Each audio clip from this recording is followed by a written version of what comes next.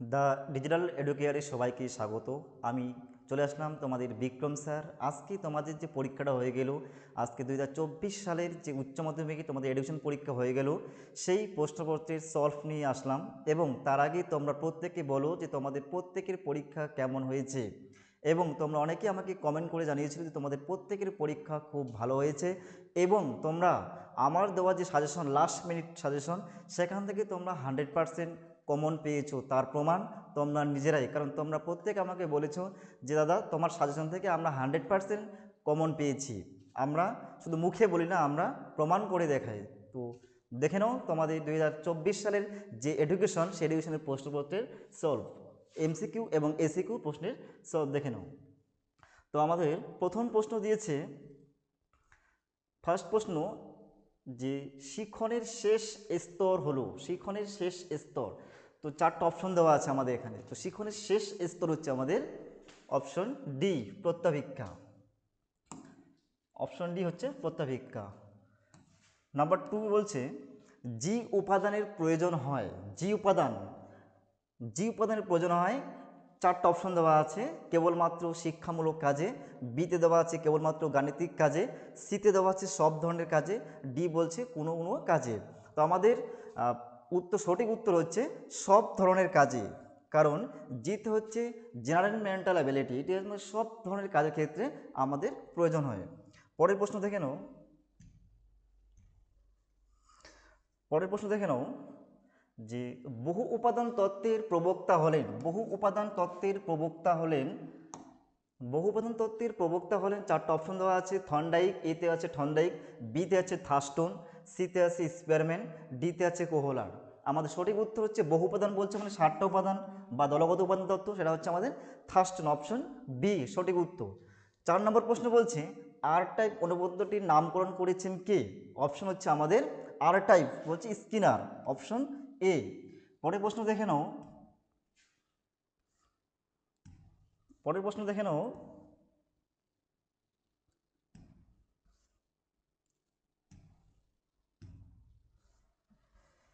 যে প্রচেষ্টা ও ভুল শিখন তত্ত্বের প্রবক্তা হলেন। চারটা অপশন দেওয়া আছে আমাদের। তো প্রচেষ্টা ও ভুল শিখন তত্ত্বের প্রবক্তা হলেন থর্নডাইক, অপশন সি আমাদের সঠিক উত্তর। পরের প্রশ্ন, অন্তর্দৃষ্টিমূলক শিখন মূলত সম্ভব হয়। চারটা অপশন দেওয়া আছে, তো আমাদের সঠিক উত্তর হচ্ছে অপশন বি, বুদ্ধির দ্বারা। পরের প্রশ্ন বলছে যে 10 এবং 14 এর শ্রেণী ব্যবধান হলো, 10 এবং 14 এর শ্রেণী ব্যবধান হচ্ছে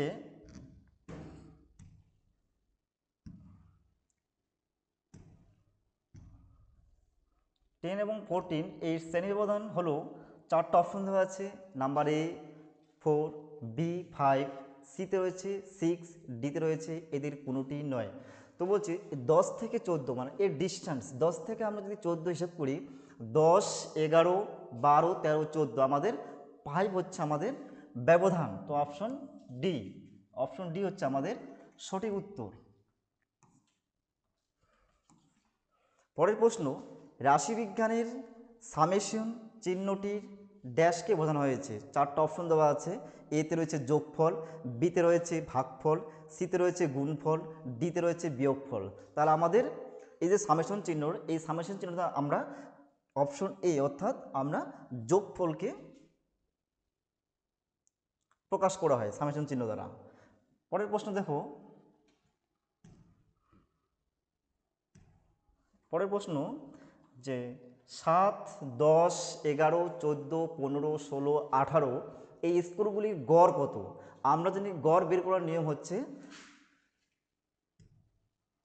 সামেশন এক্স বাই এন। তাহলে আমাদের টোটালটাকে যোগ করে এখানে আমরা পাচ্ছি 91। 91 নাম্বার হচ্ছে আমাদের 7, 1 2 3 4 5 6 7, 7 পাচ্ছি। তো 7 দিয়ে আমরা 91কে ভাগ করলে পাচ্ছি আমরা কত? 13। তো অপশন হচ্ছে আমাদের বি হচ্ছে আমাদের সঠিক উত্তর। পরের প্রশ্ন দেখো, পরের প্রশ্ন যে ভারতের সংবিধানের কত নং ধারায় 14 বছর বয়স পর্যন্ত সকল শিশুদের বাধ্যতামূলক শিক্ষার কথা বলা হয়েছে? চারটা অপশন দেওয়া আছে। 16 নং ধারায়, বিতে রয়েছে 46 নং ধারায়, সিতে রয়েছে 45 নং ধারায়, ডিতে রয়েছে 28 নং ধারায়। আমরা জানি যে ভারতীয় সংবিধানের যে ধারায় 14 বছর বয়স পর্যন্ত সমস্ত শিশুদেরকে যে বাধ্যতামূলক শিক্ষাদানের কথা বলা হয়েছিল 45 নং ধারা, অপশন হচ্ছে আমাদের সি সঠিক উত্তর। পরের প্রশ্ন, স্বাধীন ভারতের প্রথম শিক্ষা কমিশন হলো, স্বাধীন ভারতের প্রথম শিক্ষা কমিশন চারটা অপশন দেওয়া আছে। এতে রয়েছে ভারতীয় শিক্ষা কমিশন, বিতে রয়েছে বিশ্ববিদ্যালয় শিক্ষা কমিশন, সিতে রয়েছে মাধ্যমিক শিক্ষা কমিশন, ডিতে রয়েছে হান্টার কমিশন। আমরা জানি স্বাধীন ভারতের প্রথম শিক্ষা কমিশন হচ্ছে আমাদের বিশ্ববিদ্যালয় শিক্ষা কমিশন, তাহলে অপশন হচ্ছে আমাদের বি হচ্ছে সঠিক উত্তর। পরের প্রশ্ন, যে মোদালিওর কমিশন কত সালে গঠিত হয়েছিল? মোদালিওর কমিশন কত খ্রিস্টাব্দে বা কত সালে গঠিত হয়েছিল? তো চারটা অপশন দেওয়া আছে। 1948 এতে রয়েছে, বিতে রয়েছে 1949 সালে, সিতে রয়েছে 1953 সালে, ডিতে রয়েছে 1952 সালে। বলছে মোদালিওর কমিশন কত সালে গঠিত হয়? গঠিত হলে 1952, আর যদি বলতো কার্যকারী হয়েছিল তাহলে 1953 হতো। তাহলে অপশন হচ্ছে আমাদের ডি 1952। পরের প্রশ্ন, ভারতীয় শিক্ষা কমিশনের সভাপতি কে ছিলেন? ভারতীয় অপর নাম হচ্ছে কোঠারি কমিশন, তো ভারতীয় বা কোঠারি কমিশনের সভাপতি কে ছিলেন? তাহলে অপশন হচ্ছে আমাদের বি ডি.এস. কোঠারি। পরের প্রশ্ন দেখে নাও, স্বশাসিত মহাবিদ্যালয়ের কথা নিম্নলিখিত কোন কমিশন বা কমিটিতে বলা হয়েছিল? চারটা অপশন দেওয়া আছে। রাধাকৃষ্ণন কমিশন, বিতে রয়েছে রামমূর্তি কমিটি, সিতে রয়েছে জাতীয় শিক্ষানীতি 1986, ডিতে রয়েছে কোঠারি কমিশন। তাহলে আমাদের সঠিক উত্তর হচ্ছে জাতীয় শিক্ষানীতি 1986। এই কমিশনে স্বশাসিত মহাবিদ্যালয়ের কথা বলা হয়েছে। পরের প্রশ্ন দেখে নাও, নিম্নলিখিত কোনটি রাধাকৃষ্ণন কমিশনের সুপারিশ? চারটা অপশন দেওয়া আছে। নাম্বার এ অপারেশন ব্ল্যাকবোর্ড, বিতে রয়েছে +2 স্তর, সিতে রয়েছে গ্রামীণ বিশ্ববিদ্যালয়, ডিতে রয়েছে বহুমুখী বিদ্যালয়। তার বলছে নিম্নলিখিত কোনটি রাধাকৃষ্ণন কমিশনের সুপারিশ? আমরা জানি রাধাকৃষ্ণন কমিশনের সুপারিশ হচ্ছে গ্রামীণ বিশ্ববিদ্যালয়, তাহলে অপশন হচ্ছে আমাদের সি সঠিক উত্তর। পরের প্রশ্ন, বৃত্তিমূলক ও কারিগরি শিক্ষার সঙ্গে সম্পর্কিত একটি সংস্থার নাম কি? চারটা অপশন দেওয়া আছে। ইউজিসি, অপশন এ, বিতে রয়েছে সিএবি, সিতে রয়েছে এআইসিটি, ডিতে রয়েছে এনসিটি। আমরা জানি যে বৃত্তিমুখী এবং কারিগরি শিক্ষার সঙ্গে সম্পর্কিত একটি সংস্থা হচ্ছে AICTE, all India council of technical education এর পুরো নাম। পরের প্রশ্ন দেখে নাও, যে প্রোগ্রাম অফ অ্যাকশন কত সালে গঠিত হয়? প্রোগ্রাম অফ অ্যাকশন কত সালে গঠিত হয়? চারটা অপশন দেওয়া আছে। এতে রয়েছে 1986 সালে, বিতে রয়েছে 1952 সালে না 92 সালে, সিতে রয়েছে 1990 সালে, ডিতে রয়েছে 1985 সালে। আমরা জানি পিওএ প্রোগ্রাম অফ অ্যাকশন মানে 1986 যে জাতীয় শিক্ষানীতি ছিল সেটাকে সংশোধন করে পিওএ বা প্রোগ্রাম অফ অ্যাকশন যে কমিটি গঠিত হয়েছিল সেটা হচ্ছে 1992। সঠিক উত্তর অপশন হচ্ছে বি। পরের প্রশ্ন, কমন স্কুলের কথা উল্লেখ করা হয়েছে কোন কমিশনে? চারটা অপশন দেওয়া আছে। এতে রয়েছে রাধাকৃষ্ণন কমিশন, বিতে রয়েছে মোদালিওর কমিশন, সিতে রয়েছে কোঠারি কমিশন, ডিতে রয়েছে রামমূর্তি কমিটিতে। তো অপশন হচ্ছে আমাদের সি কোঠারি কমিশনে বলা হয়েছিল কমন স্কুলের কথা। পরের প্রশ্ন দেখে নাও, ভারতের জাতীয় প্রতিবন্ধী দিবস পালন করা হয় কবে? চারটা অপশন দেওয়া আছে। এতে রয়েছে 15ই মার্চ, বিতে রয়েছে 15ই মার্চ, এতে রয়েছে 15ই এপ্রিল, বিতে রয়েছে 15ই মার্চ, সিতে রয়েছে 10ই মার্চ, ডিতে রয়েছে 3 ডিসেম্বর। আমাদের অপশন হচ্ছে 15ই মার্চ, অপশন ডি হচ্ছে আমাদের সঠিক উত্তর। পরের প্রশ্ন দেখে নাও, যে শিক্ষায় যে স্ক্রিন রিডার যন্ত্র ব্যবহার করা হয়, শিক্ষায় স্ক্রিন রিডার যন্ত্র ব্যবহৃত করা হয়। চারটা অপশন দেওয়া আছে।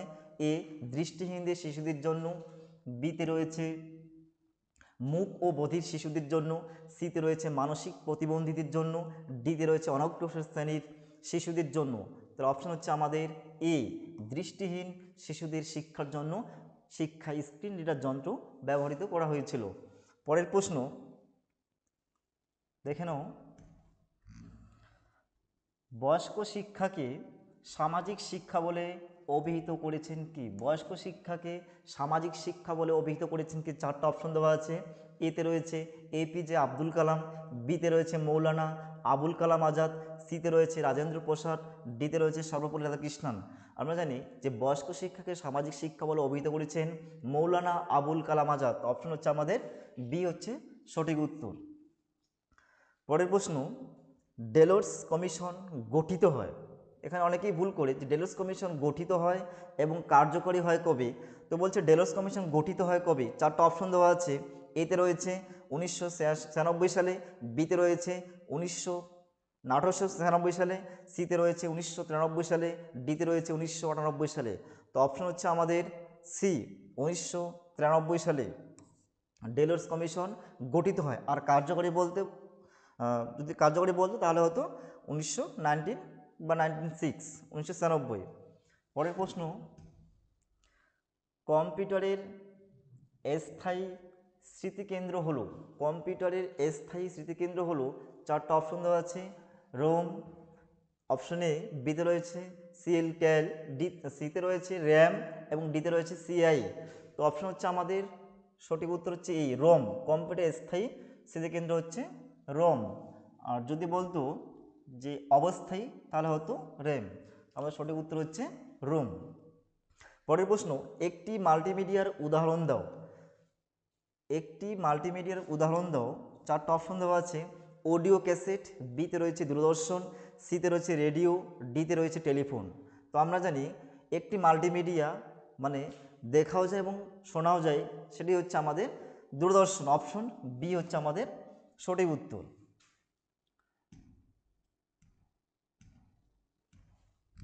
পরের প্রশ্ন দেখে নাও। এবার আমরা চলে আসলাম এসিকিউ পার্টে।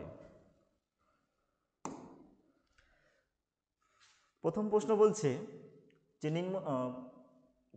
দুই দাগের প্রশ্ন, মানে পরের পাঠে এসিকিউ, নিম্নলিখিত প্রশ্নগুলির অতি সংক্ষিপ্ত উত্তর দাও এবং বিকল্প প্রশ্নগুলি লক্ষণীয় বলছে। তো আমাদের প্রথম প্রশ্ন বলছে যে পরিণমনের দুটি বৈশিষ্ট্য উল্লেখ করো। আমরা জানি পরিণমনের অনেকগুলো বৈশিষ্ট্য রয়েছে, তার মধ্যে দুটি বৈশিষ্ট্য আমাদের লিখতে বলছে। পরিণমনের দুটি বৈশিষ্ট্য, এক নম্বর হচ্ছে পরিণমন হচ্ছে একটি স্বাভাবিক প্রক্রিয়া, আর দুই নম্বর বলতে পারি যে পরিণমন প্রশিক্ষণ নির্ভর নয়। লিখে দিচ্ছি, এক নম্বর যে পরিণমন হলো স্বাভাবিক প্রক্রিয়া, এবং দুই নম্বর হচ্ছে প্রশিক্ষণ নির্ভর নয়। পরিণমন প্রশিক্ষণ নির্ভর নয়। পরে প্রশ্ন বলছে মনোযোগের দুটি অভ্যন্তরীণ নির্ধারকের উল্লেখ করো। মনোযোগের অনেকগুলো নির্ধারক রয়েছে, তার মধ্যে প্রশ্ন বলছে দুটি নির্ধারকের নাম। তো আমরা দুটো নির্ধারক লিখতে পারি। এক নম্বর দিয়ে অভ্যাস, দুই নম্বর দিয়ে লিখতে পারি সেন্টিমেন্ট,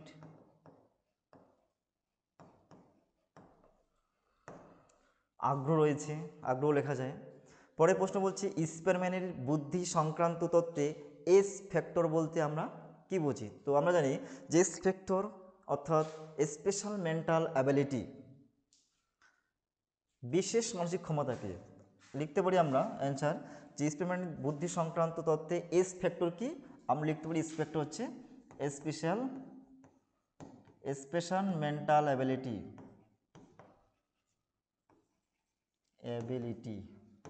অথবা বিশেষ মানসিক ক্ষমতা, বিশেষ মানসিক ক্ষমতা। পরের প্রশ্ন দেখে নাও। অপারেন্ট অনুবর্তন বলতে কি বোঝো? অপারেন্ট অনুবর্তন বলতে কি বোঝো? যে আচরণে নির্দিষ্ট কোনো উদ্দীপক থাকে না এবং যে কোনো উদ্দীপকের পরিপ্রেক্ষিতে তার প্রতিক্রিয়া ঘটানো সম্ভব হয় তাকে আমরা অপারেন্ট অনুবর্তন বলতে পারি। কিন্তু এখানে প্রাণীর সক্রিয়তা মাস্ট, মানে প্রাণীকে অ্যাক্টিভ থাকতে হবে। তো কী বললাম, যে আচরণ বা যে অনুবর্তনের কোনো নির্দিষ্ট উদ্দীপক থাকে না এবং যে কোনো আচরণের পরিপ্রেক্ষিতে যে কোনো উদ্দীপকের পরিপ্রেক্ষিতে তার প্রতিক্রিয়া ঘটানো সম্ভব হয় তাকে আমরা অপারেন্ট অনুবর্তন বলতে পারি। পরের প্রশ্ন বলছে গেস্টাল্ট কথাটির অর্থ কী? আমাদের গেস্টাল্ট কথাটির অনেকগুলো অর্থ রয়েছে, তার মধ্যে দুটো বলছি। একটা হচ্ছে অবয়ব বা আকার। গেস্টাল্ট শব্দটির অর্থ হচ্ছে অবয়ব বা আকার। পরের প্রশ্ন বলছে রাশিবিজ্ঞানে উচ্চ স্কোর ও বিস্তৃতি যদি যথাক্রমে 120 ও 30 হয় তবে নিম্ন স্কোর কত হবে? তো আমরা জানি উচ্চ স্কোর যদি 120 হয় মাইনাস এবং নিম্ন স্কোর এবং বিস্তৃতি যদি যথাক্রমে 30 হয়, তাহলে 120 থেকে 30 আমরা যদি বিয়োগ করি তাহলে পাচ্ছি আমরা 90। পরের প্রশ্ন বলছে যে যখন রাশিবিজ্ঞানের একটি পরিসংখ্যা 14 তখন তার টেলি চিহ্ন উল্লেখ করো। তো টেলি চিহ্ন আঁকতে হবে আমাদের, এখানে আঁকতে বলছি যে যখন রাশিবিজ্ঞানের একটি পরিসংখ্যা যদি 14 হয় তখন তার টেলি চিহ্ন উল্লেখ করো। তো আমরা দেখাচ্ছি, লিখেছি, প্রত্যেকে দেখে নাও। 4 ঘর পরে একটা আড়াই দাগ, মানে এখানে 5 ধরবো আমরা, আবার 4টা ঘর দেব, 5 ধরবো, 1 2 3 4। এই হলো আমাদের 14টা পরিসংখ্যা হলে তার ট্যালি চিহ্ন আমরা এভাবে লিখব। পরের প্রশ্ন দেখে নাও। অথবা দিয়ে আরেকটা প্রশ্ন রয়েছে যে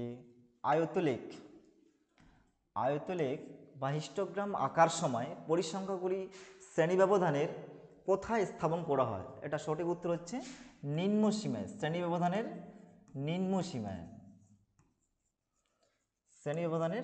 নিম্ন সীমায় আয়তলেখ বা হিস্টোগ্রাম আঁকার সময় পরিসংখ্যাগুলি শ্রেণী ব্যবধানের কোথায় স্থাপন করা হয়? আমাদের উত্তর হচ্ছে নিম্ন সীমায়।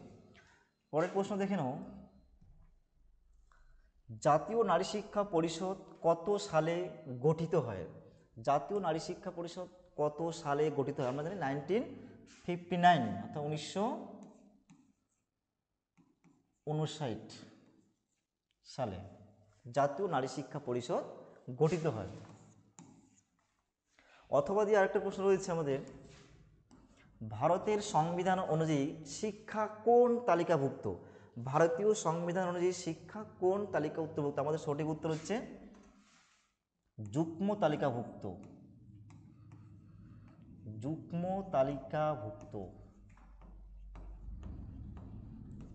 ভারতের সংবিধান অনুযায়ী শিক্ষা কোন তালিকাভুক্ত? অ্যান্সার দিতে হবে যুগ্ম তালিকাভুক্ত। পরের প্রশ্ন, ইউপিই এর পূর্ণ রূপটি লেখো বা এর পুরো নাম কি লিখতে হবে? লিখে দিচ্ছি পুরো নামটা। ইউতে হচ্ছে ইউনিভার্সালাইজেশন অফ পিতে হচ্ছে প্রাইমারি এবং ইতে হচ্ছে এডুকেশন। এ হচ্ছে পুরো নাম ইউপিই, ইউনিভার্সালাইজেশন অফ প্রাইমারি এডুকেশন। পরের প্রশ্ন বলছে ভারতের সংবিধান কত নং ধারায় নারীদের শিক্ষার সুযোগ সুবিধার কথা বলা হয়েছে? আমরা জানি যে ভারতীয় সংবিধানের কত নং ধারায় নারীদের শিক্ষার সুযোগ সুবিধার কথা বলা হয়েছে? এটা হচ্ছে 15(1) নং ধারায়। উত্তর হচ্ছে 15(1) নং ধারায় নারীদের শিক্ষা সুযোগ সুবিধার কথা বলা হয়েছে ভারতীয় সংবিধানের। পরের প্রশ্ন দেখে নাও। কোঠারি কমিশনের সুপারিশ অনুসারে বিদ্যালয় শিক্ষার কাঠামোটি লেখো। এখানে কিন্তু বিদ্যালয় শিক্ষার কাঠামোটি লিখতে বলছে। তো কাঠামো লিখলে আমাদের অ্যান্সার হয়ে যাচ্ছে 10+2 10+2+3 দিলে কিন্তু ভুল হয়ে যাবে। এখানে আমাদের চাইছে যে কোঠারি কমিশনের সুপারিশ অনুসারে বিদ্যালয় শিক্ষার কাঠামোটি লেখো, তাহলে আমাদের লিখতে হবে 10+2, মানে প্রথম থেকে দশম শ্রেণী এবং +11+12 দ্বাদশ শ্রেণী পর্যন্ত বোঝানো হয়েছে।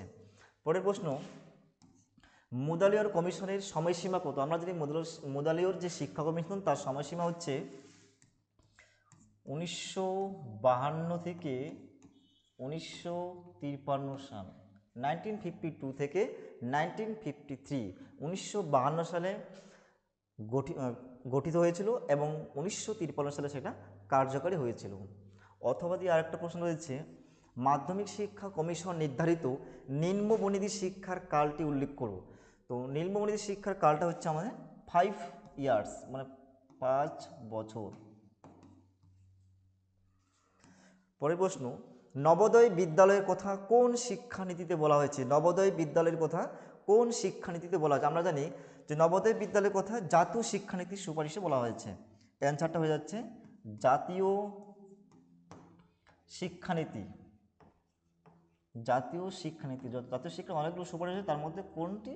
জাতীয় শিক্ষানীতি 1986 সালের যে সুপারিশ, সেই সুপারিশে বলা হয়েছিল নবোদয় বিদ্যালয়।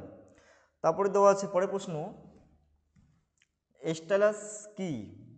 স্টাইলাস কি? যে আমরা স্টাইলাস হচ্ছে অন্ধ শিশুদের শিক্ষাদানের একটি পদ্ধতি, বা অন্ধ শিশুরা যে কলমটি, ব্রেল লেখার মাধ্যমে যে কলমটি ব্যবহার করা হয়েছে, সেই লেখার কলমটাকে বলা হয়েছে আমাদের স্টাইলাস। অথবা দিয়ে আরেকটা প্রশ্ন দেওয়া আছে যে মুক ও বধির শিশুদের শিক্ষার একটি উদ্দেশ্য লেখো। আমরা জানি মুক ও বধির শিক্ষা অনেকগুলো উদ্দেশ্য, তার মধ্যে একটা উদ্দেশ্য হচ্ছে আত্মনির্ভরশীল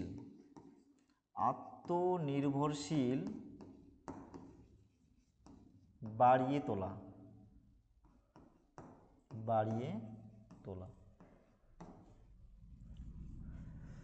দেখে নাও পরের প্রশ্ন,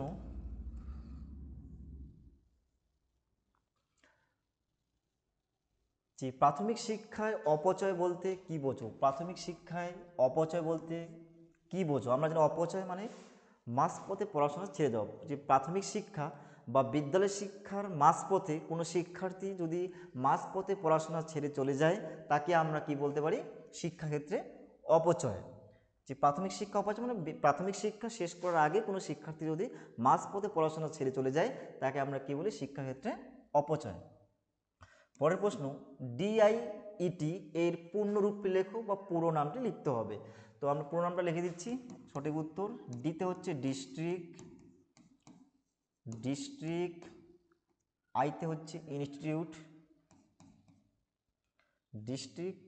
INSTITUT, ইনস্টিটিউট ফর, ইতে হচ্ছে এডুকেশনাল,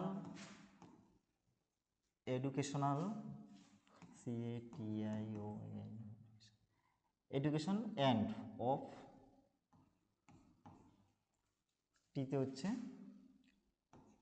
ট্রেনিং, তাহলে ডিআইইটি প্রণাম হচ্ছে district institute for education and training. অথবা যে আরেকটা প্রশ্ন দেওয়া আছে, NLM এর পূর্ণরূপটি লেখো বা পুরো নামটি লেখো। NLM, এনতে সঠিক উত্তর লিখে দিচ্ছি। এনতে হচ্ছে ন্যাশনাল, NATIONAL, ন্যাশনাল, এলতে লিটারেসি মিশন, MISSION মিশন। তাহলে NLM ন্যাশনাল লিটারেসি মিশন এর পুরো নাম। পরের প্রশ্ন বলছি, ঢাকার সম্মেলনের মূল বিষয় কি ছিল? আমাদের ঢাকার সম্মেলনের মূল বিষয় ছিল এডুকেশন ফর অল। তাহলে সঠিক উত্তর হচ্ছে আমাদের সবার জন্য শিক্ষা, বা এডুকেশন ফর অল, সবার জন্য শিক্ষা। পরের প্রশ্ন দেখে নাও, যে ইগনো, IGNOU, ইগনোর পুরো রূপটি লেখো। ইগনো, তো আমরা যদি পুরো রূপটা লিখতে যাই, সঠিক উত্তর হচ্ছে আইতে হচ্ছে ইন্দিরা, জিতে হচ্ছে গান্ধী, GANDSI গান্ধী, এনতে হচ্ছে ন্যাশনাল, NATION ন্যাশনাল, ওতে হচ্ছে ওপেন, ইউতে হচ্ছে ইউনিভার্সিটি, সিটি। তাহলে ইগনোর পূর্ণরূপটি যদি লিখতে বলি তার মানে সঠিক উত্তর হচ্ছে Indira Gandhi national open university. অথবা দিয়ে আরেকটা রয়েছে ট্রেজার উইদিন, এর অর্থ কি? ট্রেজার উইদিন, আমরা জানি ট্রেজার উইদিন কথার অর্থ হচ্ছে শিখন। শিখন হলো অন্তর্নিহিত সম্পদ, অন্তর্নিহিত সম্পদ। পরের প্রশ্ন, CAL ক্যাল এর পুনরূপটি হলো, CAL ক্যাল পুনরূপটি হচ্ছে, সঠিক উত্তর হচ্ছে সিতে হচ্ছে কম্পিউটার, কম্পিউটার, এতে হচ্ছে এডিট, এলতে হচ্ছে লার্নিং, লার্নিং। অথবা যে আরেকটা প্রশ্ন রয়েছে এলইডি, এলইডির পুরো নাম লেখো। এলইডির পুরো নাম হচ্ছে লাইট, লাইট, ইতে হচ্ছে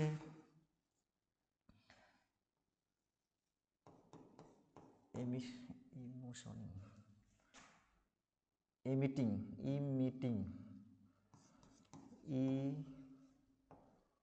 ইমিটিং, ডিতে হচ্ছে ডিউটিস।